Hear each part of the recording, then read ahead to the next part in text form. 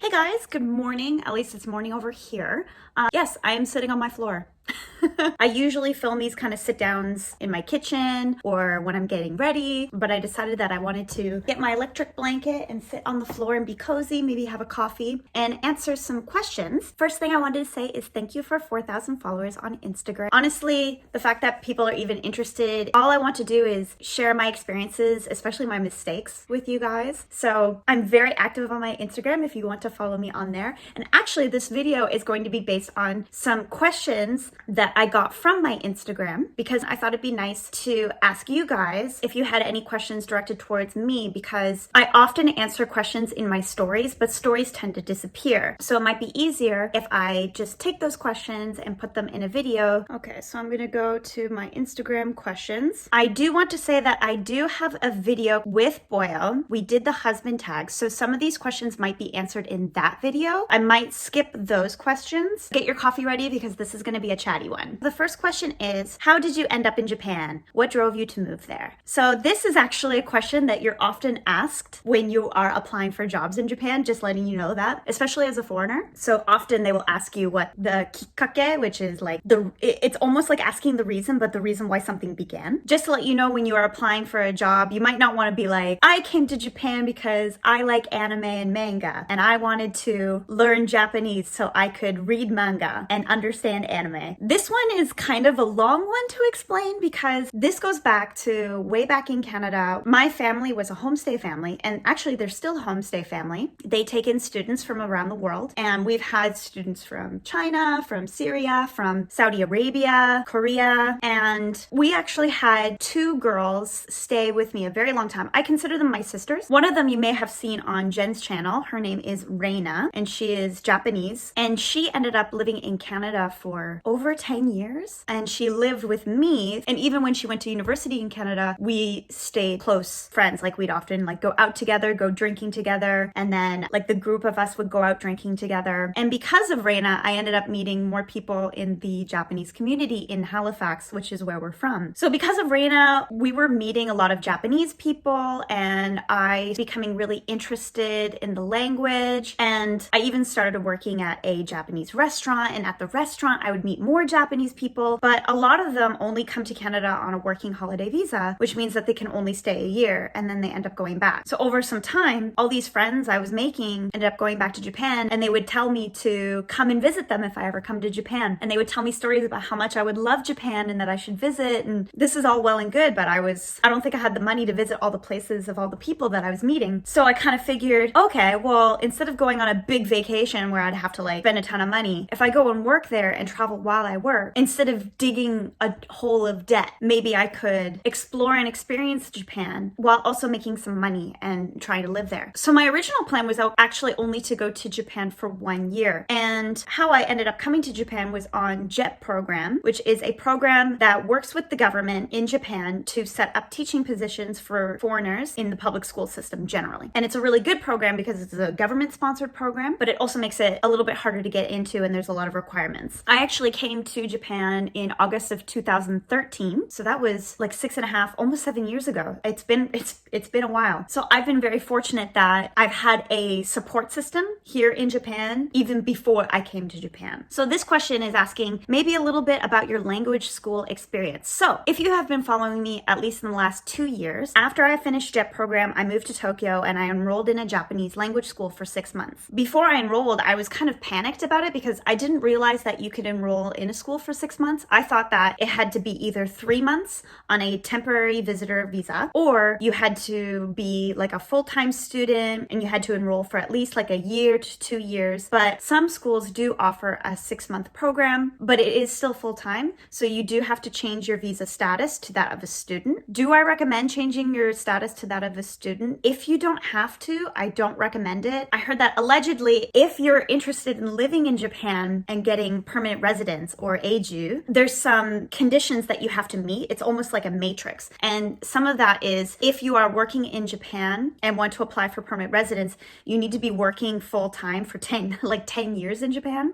And you can't have switched jobs too many times or switch visas too many times. So it's not like you can move from job to job to job to job, because that doesn't show any stability. If you change your status to that of a student, so the 5 years I put in working on JET, like that one job, was basically set back to zero because I applied to be a student. So I've been told, because I did that, if I wanted to get permanent residence, it goes back to zero. But again, that's not the only thing. It's like a matrix. You have to fill out a bunch of things to be able to be granted permanent residence. And it is very, very difficult in Japan. So going back to my language school experience, so I was getting to the end of JET program and I found my school through Gogo Nihon, which is a website that is free for students to use. They will set you up with a language school and they even help you with the visa process and everything like that. I didn't need a lot of help because at that time I was already planning to move to Tokyo. I was moving in with Boyo because we were doing long distance. I didn't need help with the apartment or anything like that. They help you find a school and help you with the visa process. Through them, I found my language school. I ended up going to a school in Akihabara called the Intercultural Institute, or Intercult, which is also called the Inta-Karuto Nihongo Gakko. The Intercultural Institute, not so intensive. I feel like it's a really good learning experience because it's a little bit more relaxed in terms of homework. They treat you like an adult. They assume that you're going to be working, at least working part-time. The higher levels tend to have school in the morning and the lower levels tend to have school in the afternoon. That's how they divide it. At the Intercult, they level it, I believe, from levels J1 to J11, 11 being highest and 1 being lowest. So if you're like fresh in Japan, you don't know any Japanese, or you don't even know how to write hiragana or katakana, they will probably put you in levels like 1 or 2. I had learned Japanese on my own when I was living in Kochi, which is in Shikoku, an island that's in the south of Japan. It's not as south as Kyushu, but it is difficult to get to. And it's not as well known as Kyushu, I feel. I was placed in level J7. So I would say I'm in intermediate, upper intermediate. The issue with me was that my conversation is pretty decent, but my writing and my kanji is crap. So in the lower levels, you're going to get a lot more people, maybe from non-kanji-ken. So kanji-ken meaning like countries that use kanji. Countries that use kanji tend to grasp the vocabulary a lot faster and they can write it. In the lower levels, when you're learning hiragana and katakana, people that use like alphabet languages or Latin languages will progress quite quickly because they treat learning hiragana and katakana like learning the alphabet. But then when kanji starts to get introduced, you get this kind of crossing in ability where the people from Latin-based countries tend to plateau, whereas people from kanji-ken countries tend to shoot up and skyrocket because they're able to grasp it more quickly. So in my level, I was the only non-Asian person in my class. So I had to work really hard to get a grasp on the kanji. Kanji was and still is one of my weaker faults. I can read a lot of kanji, but I'm terrible at writing. And I might be able to grasp meaning if I see the kanji, but that doesn't mean I can pronounce it. That's why school is so good when you're wanting to really learn a language. They teach you methods, not only being able to recognize kanji, but also being able to read based on, for example, radicals. Radicals are just kind of the little segments of kanji that make up a kanji symbol and what readings are most affiliated with that radical. So it's kind of like, oh, this kanji might be read this way because it has this radical that is often read this way. This might be very difficult for those who don't study Japanese because this concept is kind of like, what the hell are you talking about? It's because kanji has two different readings, which is onyomi and kunyomi. And kunyomi is often based from the Japanese word, and onyomi comes from like the original Chinese reading, but might be pronounced a little bit differently. So often, even if I know the kunyomi for a word, I have to kind of guess and throw out what the onyomi might be. What I really liked about my experience at the Intercultural Institute of Languages was that they had 4 periods. So often there was a kanji class first, and then 2 classes of just kind of general Japanese learning, and then an elective afterwards. And I really liked that you had the elective because it was a way that you could use the Japanese that you were learning and kind of apply it to something fun. That's something that you're interested in. A lot of people signed up for like the Ghibli movie class because I think you watch Ghibli movies and then you discuss them. Or like there was a comedy class where you learned about Japanese kind of comedy and how to make a joke in Japanese. And then my personal favorite was Jiji, which is actually kind of news and things going on with the world. So every time I took this elective class, the professor would give us an article or something that was going on in the news in Japan recently, and we would discuss it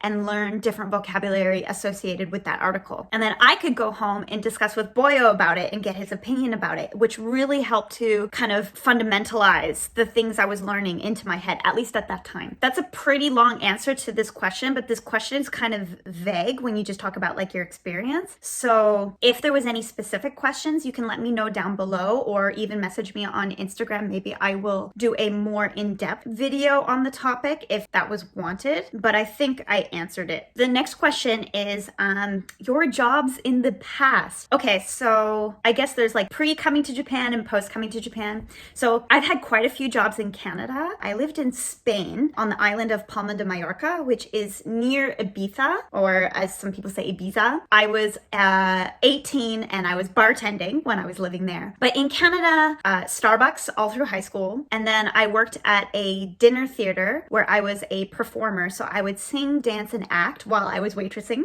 The show that I participated in was a spoof or a parody of Friends. I wonder if you can guess which character I played. Let me know down below if you can guess. After that job, I wanted something that I could have easy hours and very flexible hours with. So I ended up working at a Japanese restaurant while I was going through university. After university, I went on JET program. And JET program is a full-time job. You are a komuin, you are a civil servant, you work for the government, you work for the school board. And then we moved to Kobe. So since then, I've been looking for different jobs. I don't want to lose any of the Japanese that I have acquired when I invested my time and my money in going to Japanese language school. And I want to live here properly and make a proper lifestyle. And you can only do that if you learn the language. Yes, there's many people that get by here without learning, but I don't think it's an easy life. And doing something like studying Japanese and using Japanese and learning Japanese when you're living in Japan is a fulfilling thing. It expands your horizons here, and it grants a lot of respect from the other people here. So yeah, those have been my jobs in the past. So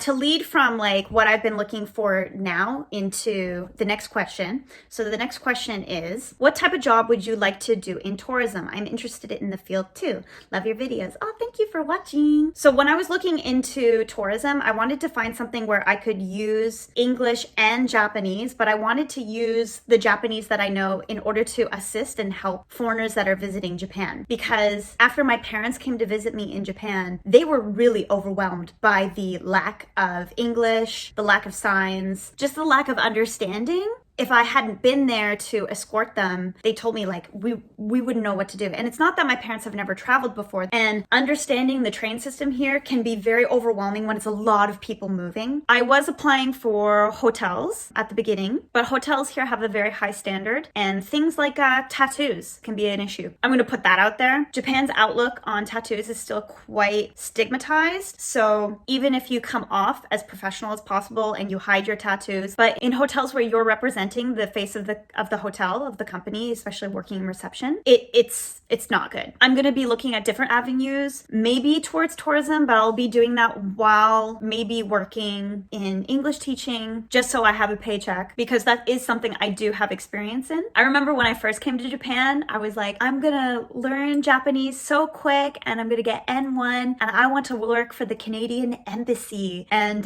you have to know French.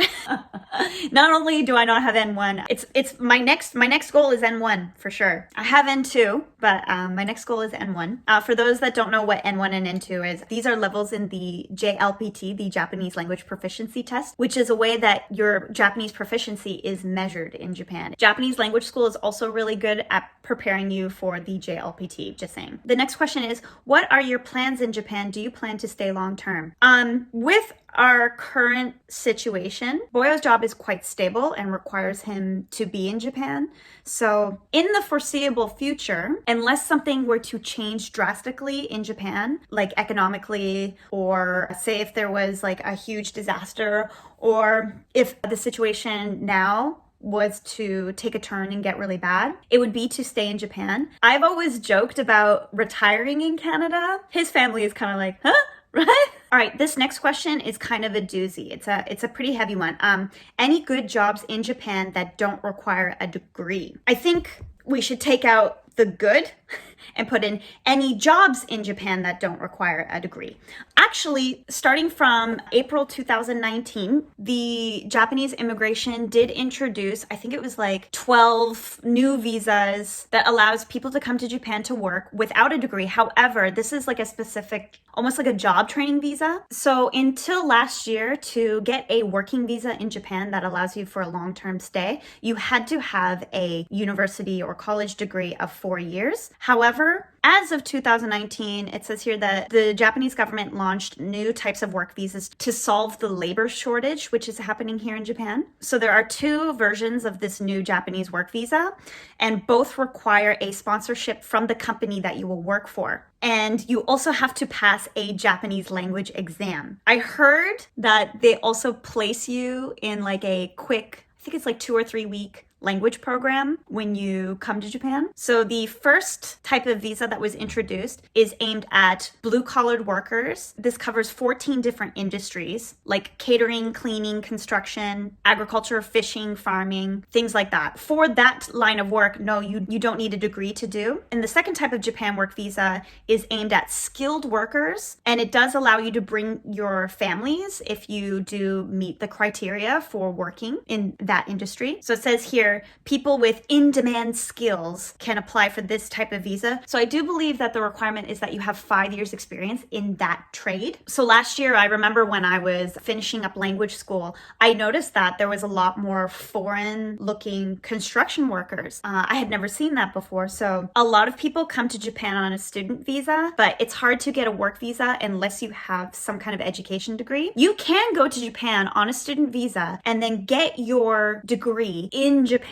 You can apply to a university through your Japanese language school after you get your level up, or you can apply to senmongakko. Senmongakko means kind of like a specialized school. It can be like a business school or like art school, or it's like for a specific industry. So it is possible to get a long-term work visa in Japan, but there are different routes about it. The easiest of which is to have a 4-year degree because it gives immigration less of a reason to turn you down. All right, this video is going to end up being super long. I didn't answer as many questions as I wanted to. However, some questions will be answered in my husband tag, which is either already out or will come out. So I will link that as well. I'm sorry if I didn't get to your question, but I do a lot of things on my Instagram, kind of off the cuff in my stories. So I really recommend to follow me on my Instagram. You can follow me on Twitter as well, but I'm an old lady that isn't on Twitter very often, unless there's like a funny meme going around. I'm on TikTok as well, but not as a creator, just as a consumer. But if you want to add me on TikTok and send me memes or things that you think are funny, then that's fine too. I love to consume, so